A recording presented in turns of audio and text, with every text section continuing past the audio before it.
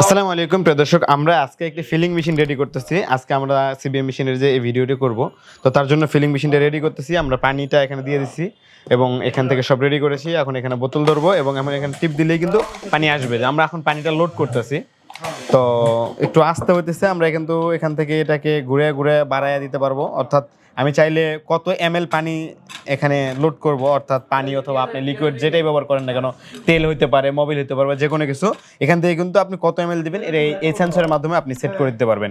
এই সেন্সরের মাধ্যমে সেট করে দিতে পারবেন এবং আপনি চাইলে অটোমেটিকও চালাতে পারবেন। এই সুইচটা জাস্ট এদিকে দিলেই মেশিন অটোমেটিকলি কাজ করবে।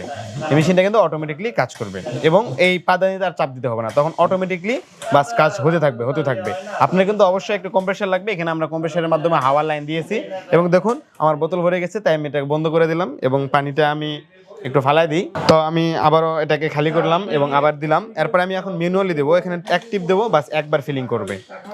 আমার কিন্তু এই পরিমাণ চলে আসছে পানি।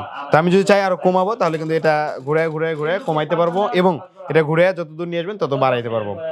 এখানে আপনারা কিন্তু 1 থেকে 1000 এবং আপনি যে কোনো ভেরিয়েন্টের পাবেন, অনেক সাইজের মেশিন আছে, আপনি আপনার ইচ্ছা মতো নিতে পারবেন। তো আজকে ভিডিওটি এ পর্যন্তই, দেখা হচ্ছে অন্য কোনো ভিডিওতে।